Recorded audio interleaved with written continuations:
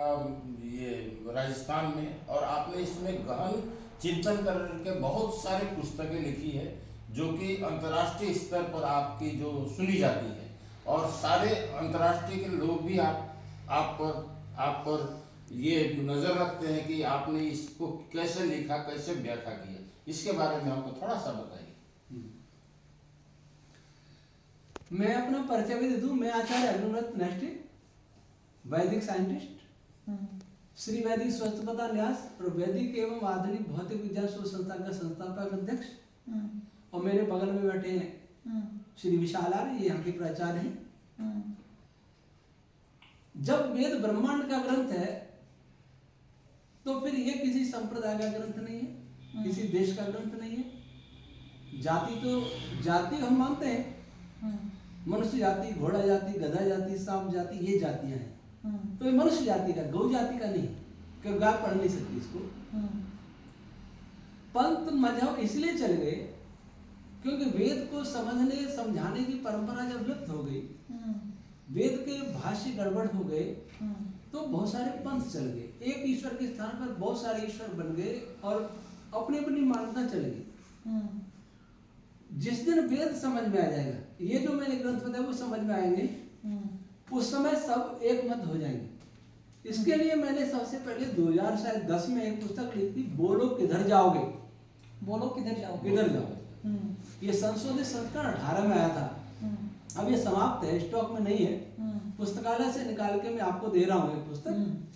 इसमें जितने भी संसार में मुख्य मजहब हैं और जो स्वयं को सेक्युलर मानते हैं, सोशलिस्ट मानते हैं, देशभक्त मानते हैं, साइंटिस्ट मानते हैं, उनके लिए भी संदेश है। क्योंकि हमारा मानना है सूर्य सबके लिए एक, तारे सबके लिए एक, पृथ्वी जैसे सबके लिए, वनस्पतियां भी एक, सभी मिलकर के आराम से पढ़ते हैं, कोई विवाद नहीं होता, कोई झगड़ा नहीं होता, कोई दंगा नहीं होता, कोई आतंक नहीं फैलता। पर इस सृष्टि के बनाने वाले पर आतंक क्यों है, इस पे झगड़ा क्यों है। दूसरी बात तो कहेंगे तो आस्था का विषय है। सूर्य आस्था का विषय नहीं है, सूर्य विज्ञान का विषय है। सृष्टि आस्था का विषय नहीं है, सृष्टि विज्ञान का विषय है। मेरा शरीर मेडिकल साइंस आस्था का विषय नहीं है, विज्ञान का विषय है। तो अध्यात्म क्यों आस्था का विषय हो सकता है, ईश्वर कैसे आस्था का विषय हो सकता है, वो भी विज्ञान का विषय है। वो भी विज्ञान के द्वारा जाना जाएगा, तर्क के द्वारा जाना जाएगा, ऊहा के द्वारा जाना जाएगा। जब ऊहा के द्वारा जानेंगे तो ईश्वर एक। अगर सृष्टि एक है तो उसको बनाने वाले अनेक नहीं हो सकते। कोई मजहब नहीं कहता कि अनेक लोग सृष्टि बनाएंगे, अनेकों ने सृष्टि बनाई। वो कहते सब सृष्टि बनाई। सृष्टि बनाई तो मुसलमान के लिए, हिंदू के लिए, अरब के लिए, चाइना के लिए, भारत के लिए, अमेरिका के लिए, ग्रह मंगल के लिए और गैलेक्सी में सबके लिए। तो बनाने वाला एक ही होना चाहिए, और बनाने वाला एक होना चाहिए और उसका स्वरूप भी निश्चित होना चाहिए। कोई कहते सूर्य लाल है, कोई कहते काला है, कोई कहते पीला है, कोई कहते ठंडा है। रंग तो कई है, सूर्य 7 रंग तो है, हम ही जानते हैं।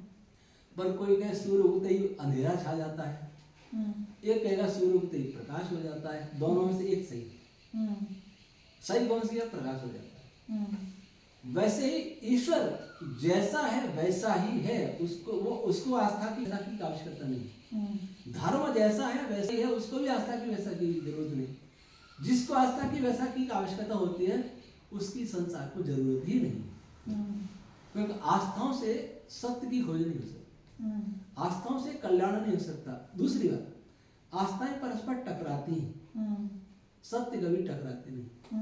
रुचियां टकराती हैं लेकिन हित कभी टकराते नहीं।